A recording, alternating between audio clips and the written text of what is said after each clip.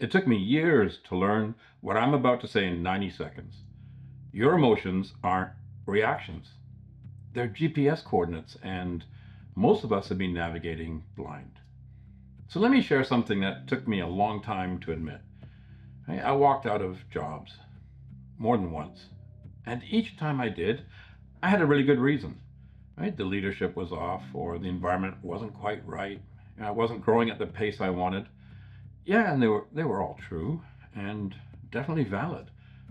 But it wasn't until I had coffee with a mentor and he asked me one simple question: who does that boss remind you of?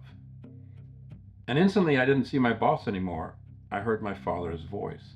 And it, had that cold edge to it, that feeling that no matter how much I did, I was always 1 inch shy of good enough.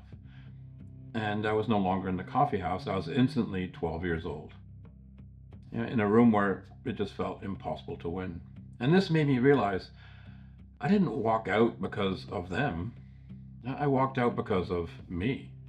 And as soon as I realized that, ignoring it now is impossible. And that's when it got really uncomfortable. See, the loop just quietly sneaks in without announcing itself. It just keeps auditioning the same scenario. Different people, different year, same feeling, same argument, same tensions usually showing up in the same place in your body. And the whole time, some part of you is watching it happen, and you can't stop it. So maybe for you, it's not work. Maybe it's the relationship that ended, and then the next one, and then the one after that. Maybe it's the money that comes in and quietly disappears every time.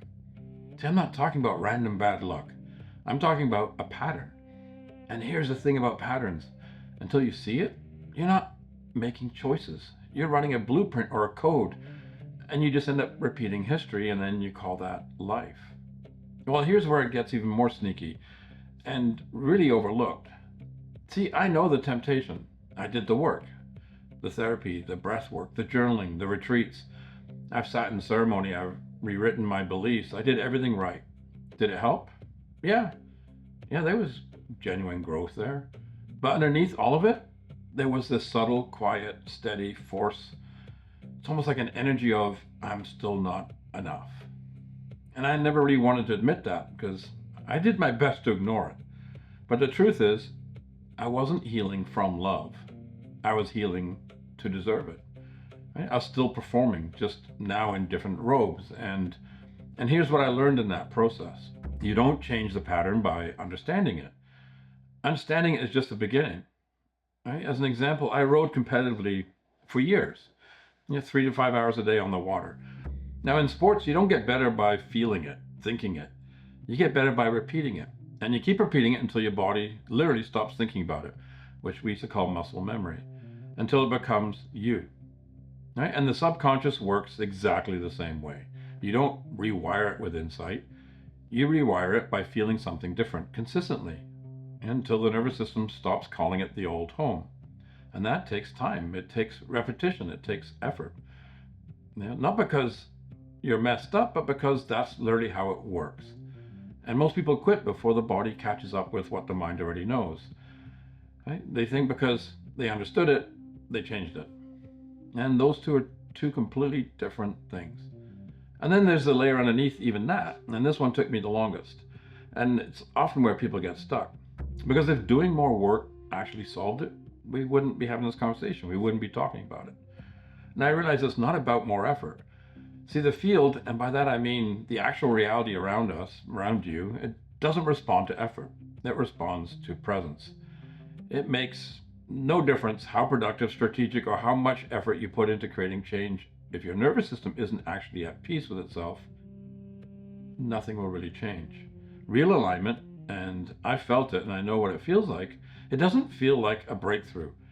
It feels like ease. It's subtle and it has this unmistakable knowing or calm. And then there's a layer that's hidden beneath that, and it's probably the sneakiest, and that's the healed identity. The conscious one, the spiritual one, the one who's done the work. And I've worn that one too, and it's still a cage. Every layer of identity you're willing to drop, every single one, is a layer of yourself that you get back. And after every layer you release, you end up closer to your original self. And here's what that actually feels like, because it doesn't feel like relief at first. It feels like something's missing, right? Like you've been wearing a coat for so long you forgot you had it on. And then one day you take it off and you just feel exposed. Like, who am I if I'm not the one who's always working on myself? That discomfort is legit. And it's not a sign something went wrong, it's a sign something actually went right. Because patterns don't leave quietly. The mind gets loud on the way out. Old emotions spike just before they release. Your whole system wobbles because it's shifting operating system. Yeah, and that friction that you feel in that moment, that's not you falling apart. That's coherence arriving. And the tension is the proof. So you start to remember who you really are before all the forgetting began. And underneath all of that, you find love. And I don't mean the emotion of love. I'm talking about love as a frequency, love as the infrastructure, right? Everything functional, relationships, health, systems, creativity, it's all built on love. Remove it and things start collapsing back into the patterns that replaced it. And when it does collapse back, you can't fix it from the outside, right?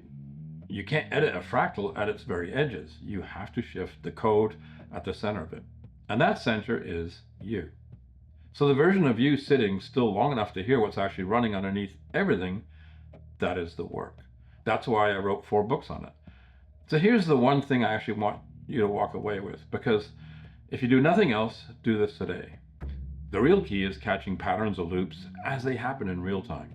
So if the same argument is starting up, or you realize the same situation is happening, maybe with a different face on it, instead of questioning, why does this keep happening to me, reframe it to, what in this is here to show me? Because then you have the option to choose differently from being present in the very moment. And now you start living more consciously rather than being on autopilot from existing patterns. And this becomes empowering, and it takes you out of being a victim into the observer of your life and the reality that you are now creating.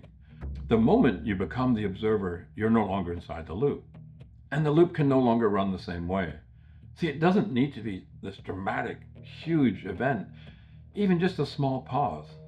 Right? If you see the pattern playing out, ask yourself, what is this here to show me? Right? Begin there and do your best to identify what that pattern is.